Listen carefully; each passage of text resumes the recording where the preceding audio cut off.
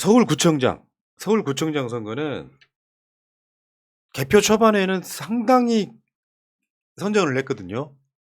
근데 밤에 아마 이런 것 같아요. 사전투표 먼저 까고 본투표 까면서 뒤집힌 곳이 되게 많아서 네. 이렇게 됐습니다. 지도를 보면은 어제 정청래 의원이 방송하고 갈 때만 해도 마포가 이기고 있었거든요. 예. 마포 뒤집혔어. 내가 살고 있는 동네도 뒤집혔어.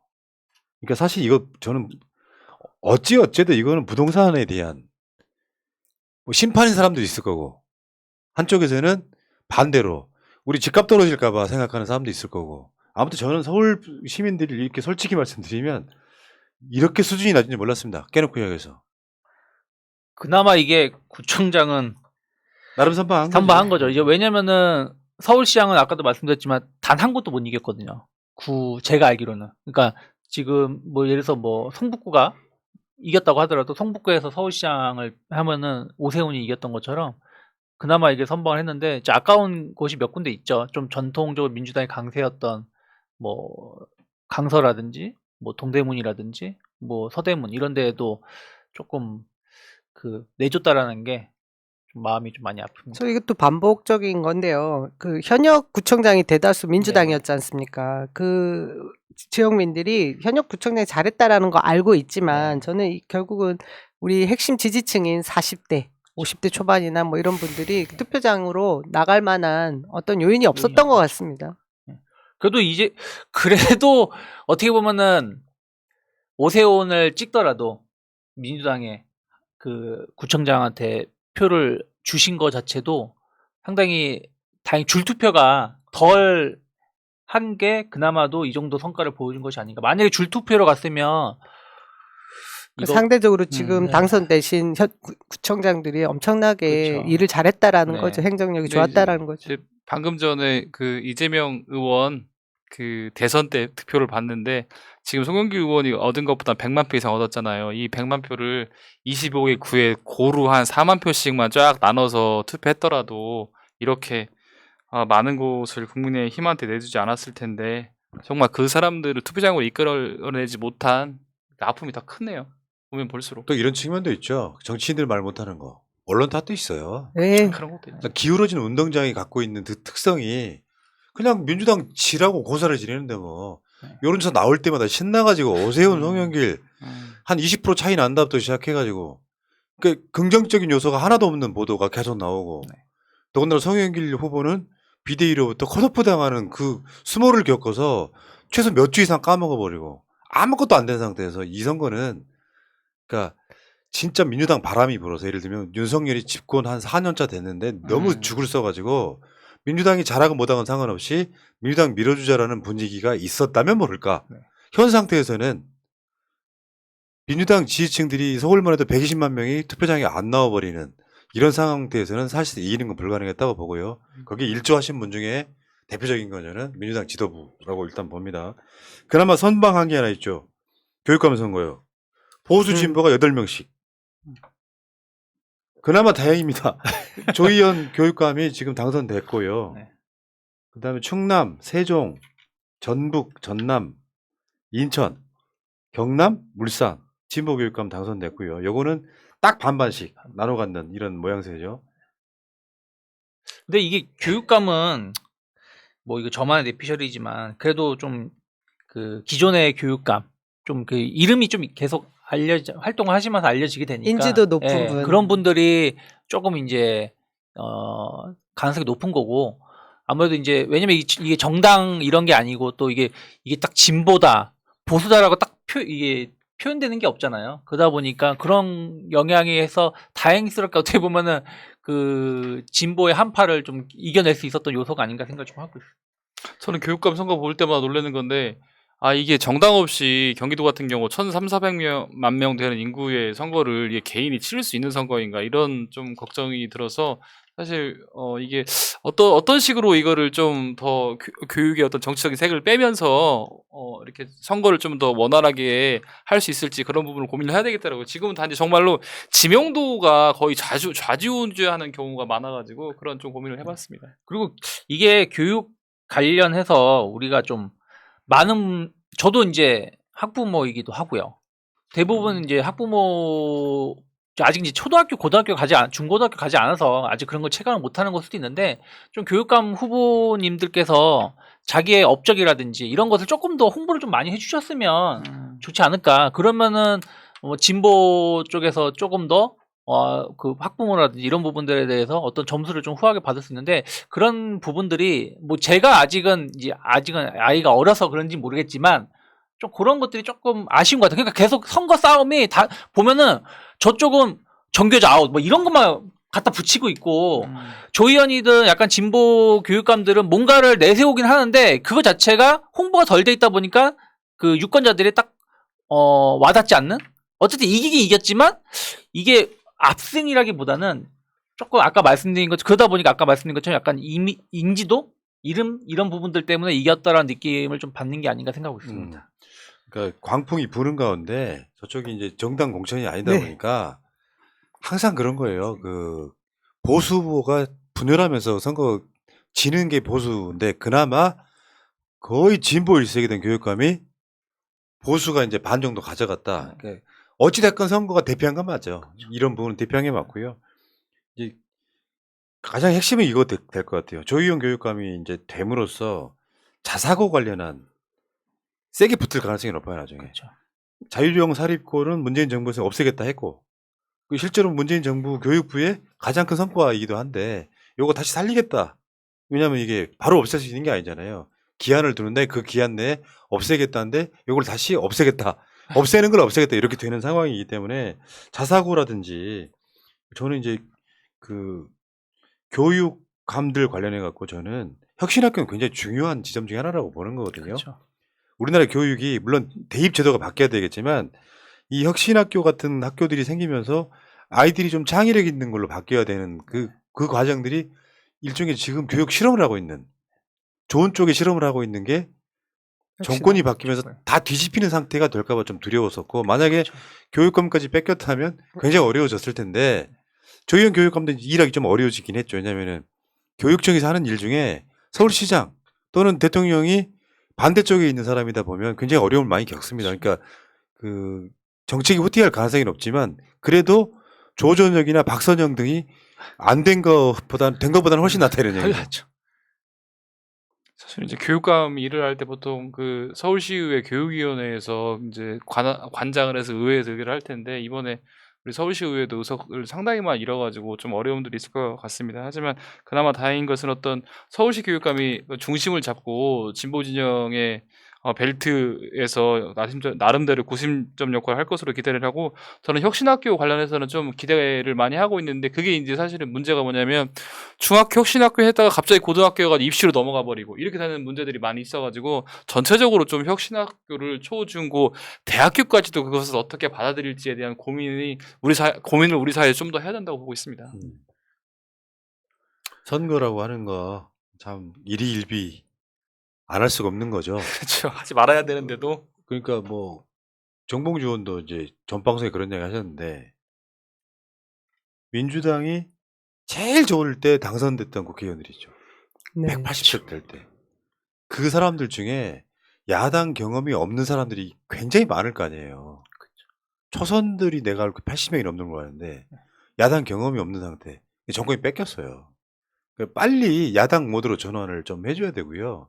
국민의힘처럼 발목만 잡으라는 이야기 아니고 민주당 그렇게 할 정당도 못 됩니다만 너무 윤석열로 치우치지 않을까 이런 걱정이 좀 들 정도로 저는 그런 생각을 좀 해보는 상태거든요. 거기까지는 좀 안 갔으면 좋겠고 이제 이따가 2부에서는 뭐 민주당 개혁 이런 이야기를 좀 하겠습니다만 선거라는 게 진짜 지나고 보면 좋게 표현하면요. 한국은 바람을 너무 타는 다이나믹 그리고 정권이 왔다 갔다 막 하고 지방선거도 이쪽이 왕창 이겼다 저쪽이 이겼다 하는 거 좋게 보면 그렇고 심하게 표현하면 가치에 대한 기준이 없이 진짜 언론이나 여론조사가 만드는 분위기대로 싹 휩쓸려 버리는 측면도 분명히 있는 거예요. 이것도 우리가 한 번쯤은 돌아볼 필요가 있는 거예요. 실력 있는 사람이 그 자리에 올라가는 게 맞는데 아직까지는 거기까지 못 갔다는 거예요.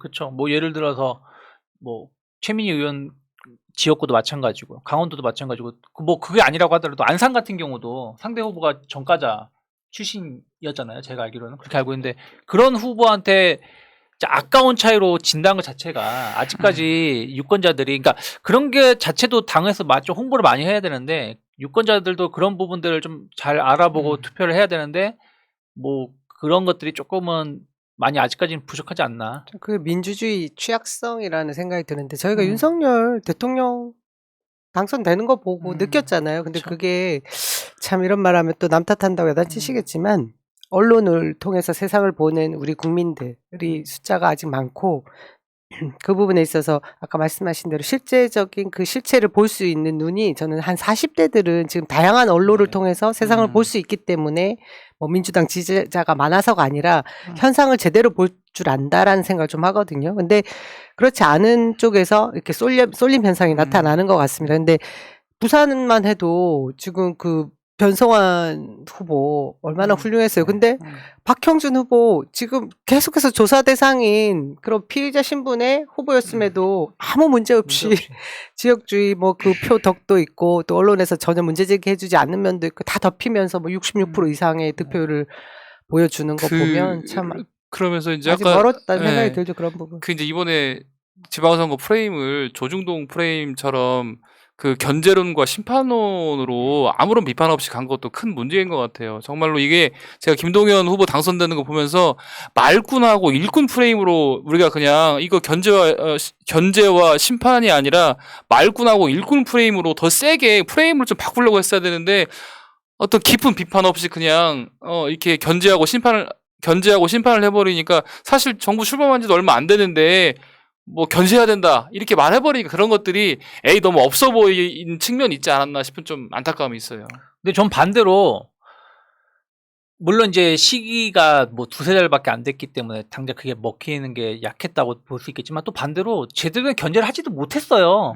제가 봤을 땐 그래요. 아니 저 솔직히 말씀드리면 막판에 그 한덕수 총리 인준해 주는 거 보면서 아 진짜 표 몇십만 표 날라갔겠다는 생각을 했거든요. 저 개인적으로는. 그런 것처럼 견제라도 제대로 했으면 그렇죠. 이게 완벽하게 이것 때문에 못했다 저랬다 하겠는데 그것마저도 제대로 못하니까 결국에는 이도 저도 아닌 것이 아닌가. 그리고 이제 견제론도 힘을 이렇게 받지를 못한 게 의회 권력을 가지고 있는데 그걸로 충분히 견제할 수 있는데 무슨 지방 권력 가지고 견제를 한다 그래. 이런 것들이 심판론과 견제론이 힘을 받기 우리에게 유리하게 작용하기 어려운 상황이었다고 봅니다. 그러니까 실제로 윤석열의 지지율이 50% 초반을 찍고 있잖아요. 그지 기대를 우리가 했던 건 그런 측면이지. 야 다른 대통령들보다 한 30% 적은 건 분명히 민심 위반이 맞는데 언론들은 이 지방선거에 들어서 그거 아니에요. 김건희 팬클럽 어쩌고저쩌고 이런 거잖아요. 그러니까 김건희 여사가 어쩌고저쩌고 이런 식으로 빨기. 예를 들면 101 경비단 경찰은 말도 안 되는 창고 같은 데서 숙소를 쓰고 지내는데 대통령 부인이라는 사람은 뭐 어쩌고저쩌고 셀카놀이하고 대통령은 술 먹고 어쩌고저쩌고 이런 거잖아요. 그런 것들이 제대로 보도가 안 되고 만약에 그런 상황에서 야 대통령 초반된 사람이 북한이 미사일을 쐈는데 어떻게 술 먹을 수 있지? 같은 보도가 계속 집중됐다면 이번 지방선거 우리가 이기는 거예요. 근데 그 지방선거 과정에서 우리 같은 방송들이나 이야기하지. 일부 언론이나 이야기하지. 윤석열 지지율이 역대로 낮았던 측면이 민주당 표로 옮겨오지 못한 거죠. 그러니까 아유 윤석열 저거 안 돼. 제껴놓은 사람들이나 저렇게 못하는데도 불구하고 그냥 똥볼 차고 있는 민주당이나 두 쪽 다 찍을 생각이 없었던 사람들이 투표장에 안 나간 거라고 보는 게 가장 정확한 분석이라고 보면 맞을 것 같죠. 대안이 되지 못했다. 그러니까 국민의힘은 한번 그런 생각도 한번 해봐야 돼요. 니들이 2% 찍은 게 아니라 니들의 골수 그 사람들이 아무 생각 없이 찍어준 표가 윤석열이 똥볼 찾고 잃어버린 표가 민주당이 오지 않음으로써 이긴 선거다라고 보면 돼요. 자만할 필요가 없는 거지. 얻은 득표 숫자를 보면 알잖아요. 오세훈이 이기긴 이겼지만 아까 그 표 잠깐만 그 표 다시 한번 봅시다. 오세훈이 이기긴 이겼지만 보궐보다 더 적었죠. 이재명이 대선에서 서울에서 얻은 표가 294만 표예요. 오세훈이 260만 표입니다. 그러니까 오세훈이 이재명보다 표를 30만 표 이상을 덜 얻은 거예요. 이 정확한 분석이 맞겠죠. 그러니까. 그렇죠. 하다못해 지난 보궐보다도 적게 한 20만 표 가까이 적게 받았기 때문에 그런 부분들이 맞다 생각하고 있습니다.